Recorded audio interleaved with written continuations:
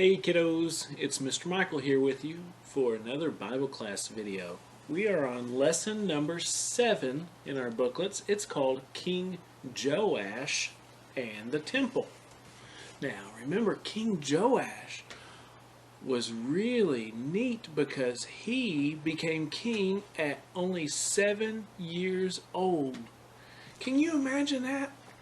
I know some of you guys are 7 years old, and some of you guys may be having a birthday and turning 8 years old. And some of you guys may be less than that, or maybe more, but 7 years old. The age close to you guys. And he became king. Wow. That's a big job to do for anybody, especially when you're only 7 years old. It was difficult for Joash too, but thankfully he had someone to give him really good advice. And that person was named Jehoiada. Jehoiada was a priest, and he knew God, and he knew God's law, and he loved God, and he gave Joash good advice and helped him grow up to become a good king. And so maybe you and your parents, it might be fun to have a conversation with them after you guys finish this video and think about if you had to become king when you were only 7 years old, who would you choose to give you advice? Think about some people that you know in your life, people that know God, and people that know God's Word, and people that love God, and people that show the love of God to people around them. If you had to pick one person to give you good advice, if you were to become king or queen, then who would that one person be? It might be a fun conversation for you guys to have with your parents. But for King Joash, that one person was the priest Jehoiada. And he gave Joash good advice as long as he lived. And so Joash is remembered as a good king. And so I want to talk about one really good thing he did and one not so good thing that he, didn't really do. See, the first good thing I want to talk about is the fact that he repaired the temple. Remember, because before Joash had been king, there was Athaliah the queen, and then there was Ahaziah and Jehoram, and there were 3 bad rulers in a row. And they had not taken care of the temple, and they had actually done some things to make it not so good. And so the temple needed to be fixed.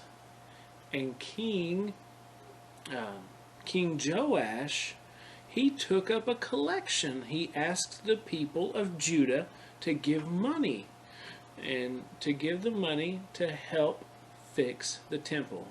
And those people were so generous. Everyone gave the money that was needed, and before long they were able to fix the temple and to put things back the way that they ought to be. And so that was a great thing that King Joash did. But there was one not so good thing. Do you remember how we've talked about idol worship? That was a big problem. People were worshiping idols instead of the one true God. And King Joash got rid of some of the places where they worshipped idols, but he didn't get rid of all of them.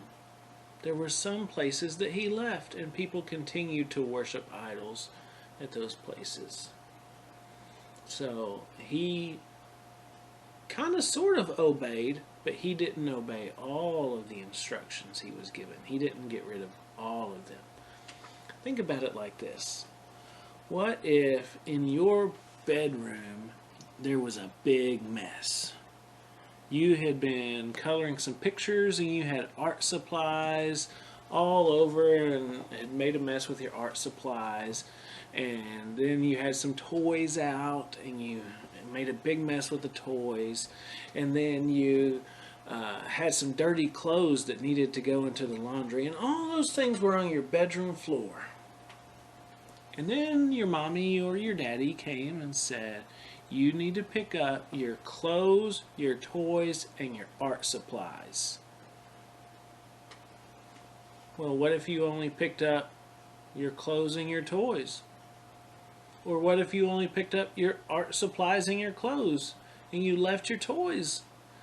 That would not have been obeying all of the instructions.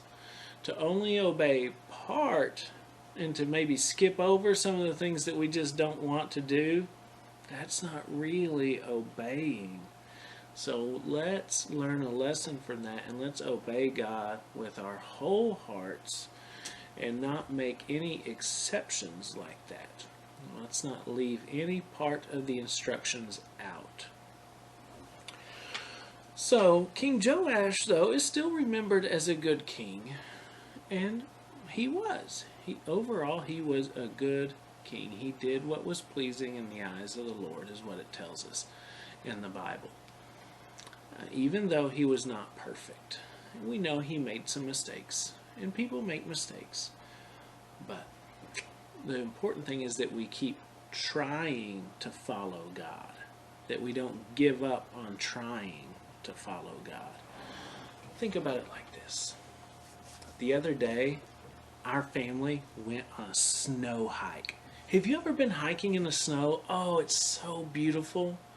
Everything is just white and covered with snow, especially when you see evergreen trees that are covered with snow when you're out hiking. Oh, it's beautiful. We went to a place called Maple Ridge that's not too far from here. And it was really neat because it's out in the woods, and we saw lots of tracks of animals. We saw some deer tracks. We saw some rabbit tracks. We saw lots of those. Because when the snow is fresh, you can see where they leave their tracks when they have walked over them. Well, as we were walking along, I was walking and taking my normal size steps that I do, and my daughter came along behind me, and she's 8 years old, and she was wanting to step in my footsteps. She wanted to follow in the exact same footsteps that I was leaving in the snow. And it was fun. And we played a little game with it, and it was cute. But my legs are a whole lot longer than hers. So she wasn't always able to step in the exact same footsteps that I left. Sometimes she might have drug her toe a little bit in between, and it wasn't perfect. But if you looked back at my tracks and her tracks, you could tell she was trying to follow my footsteps. And so that's what the Bible means when it talks about a good king. They may not have been perfect. They may have made some mistakes.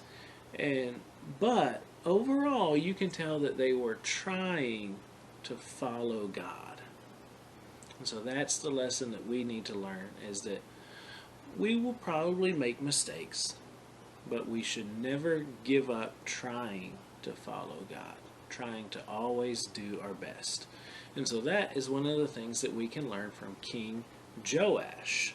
Remember, he is the third good king of Judah. We talked about Asa and Jehoshaphat and Joash.